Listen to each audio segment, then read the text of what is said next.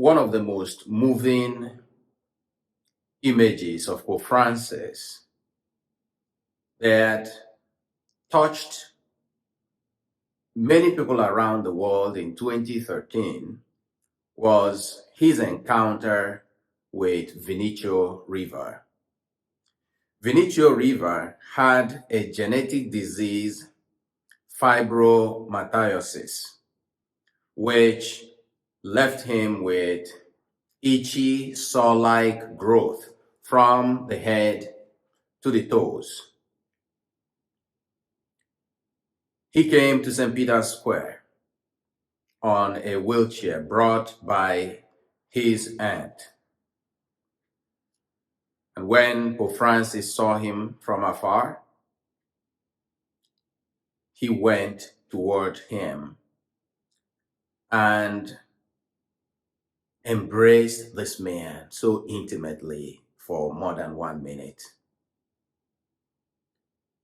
Vinicio, when he was reflecting about this, said to Daily Mirror, a newspaper in London, that the hug, the kiss, and the intimate embrace was so close, so loving.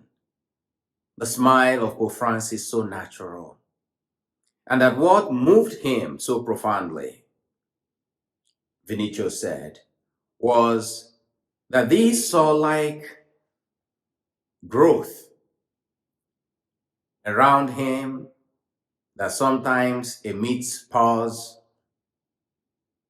were not contagious, but there was no conversation between him and Pope Francis telling the Pope, "Oh, I'm not contagious, it's okay to hug me." And that many people usually avoided him because they thought he was contagious. But here was a man who threw caution to the wind and embraced this man. While they were leaving St. Peter's Square, Vinicio recalled that he said to his aunt, "Here, because of this experience, I leave my pains behind me. I leave my wounds behind here at St. Peter's Square." Vinicio died 4 years ago, and I'm sure that he and many other poor people, many vulnerable people, many rejected people of this world for whom Pope Francis was the face of Jesus, that they will be there to welcome Pope Francis to heaven. For he lived fully the gospel that Jesus preached, and he will receive the promise that Jesus offered to those who gave the hungry, who visited the sick, who visited the prisoners, and who gave water to those who were thirsty, among so many other things listed in the final judgment. It's interesting that the last major visit Pope Francis made outside the Vatican was to the prison, where he said, "Whenever I come to this place, I wonder, I should have been in that jail and not these prisoners." In the gospel today, we see another touching of wounds. Thomas said to his brothers, "Unless I touch the mark of the nails in the hand of Jesus and put my hand on his side, I will not believe." Where was Thomas on the first Sunday of Easter? Why wasn't he with the rest of the disciples? We don't know fully why, but we can guess. He was heartbroken. Jesus, the one in whom he put his faith, was dead. and there seemed to be no hope. He was frustrated. He was filled with grief. He was heartbroken, and he walked away.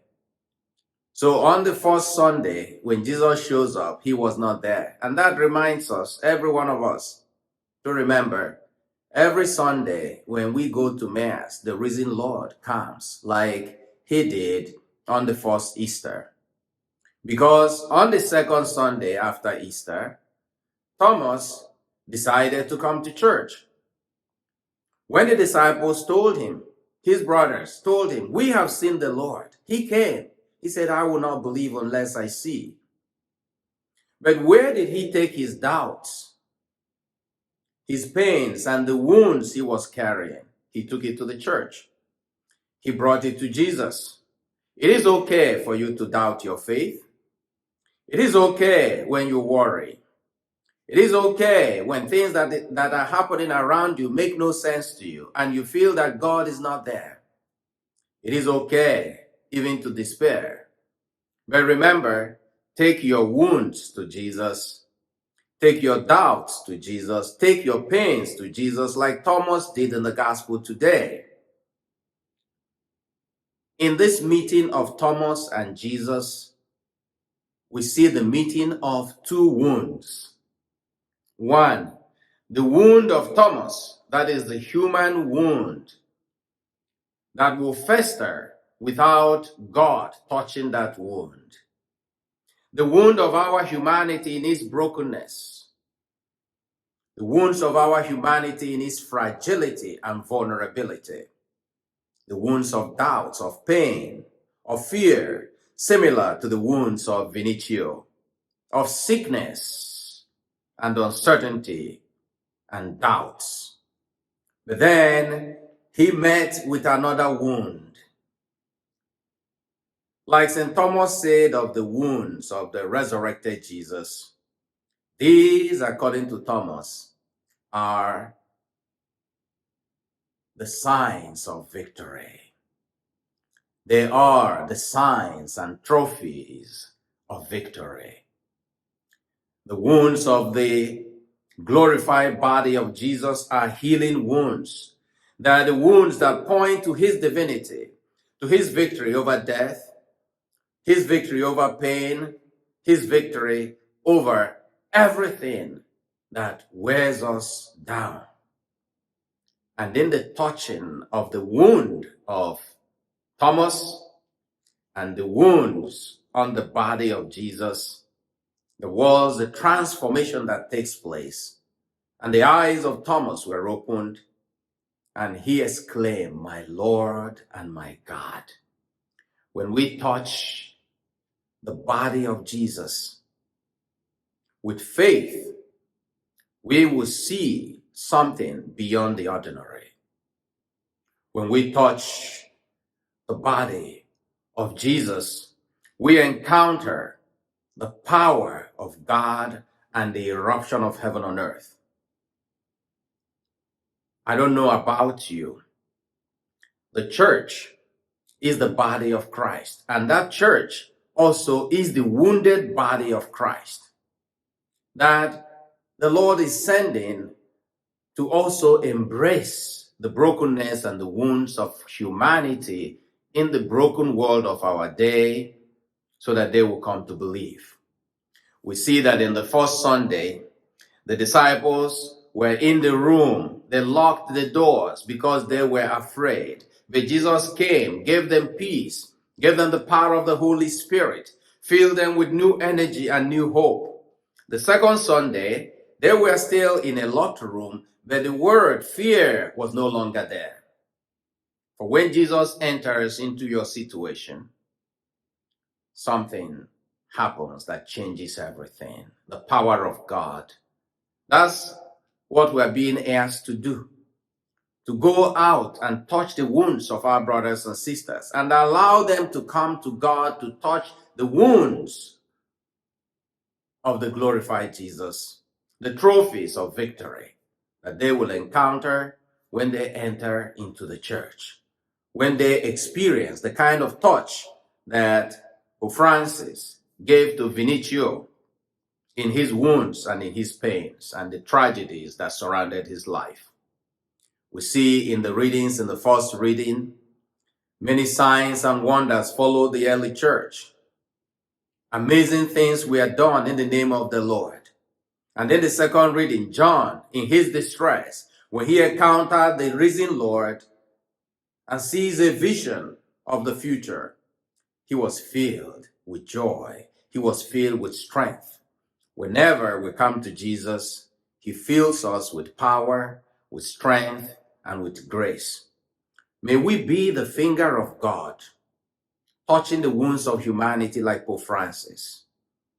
May we be the presence of the Lord, carrying the wounds of a broken humanity before the Lord, trusting in faith that Jesus is with us. His peace is with us. He is leading the church even in times of uncertainty like these. May we hold on to the faith, and may we fix our gaze on the Lord and stretch our hands to embrace humanity in the warmth of divine love. May the hand of the Lord be upon you. May God heal your wounds. May God strengthen you. And may you find the light of faith and the courage of hope to move on, like Pope Francis said to us. Courage. All will be well. Keep going in the name of the Lord. Amen.